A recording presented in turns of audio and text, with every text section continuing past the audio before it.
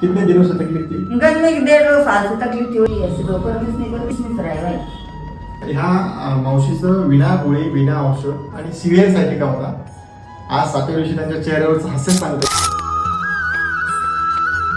तो बोलने वाले बोलते थे तुम्हारा वकील नहीं होने का, हम डॉक्टर साहब ने गारंटी दी है। हम बोले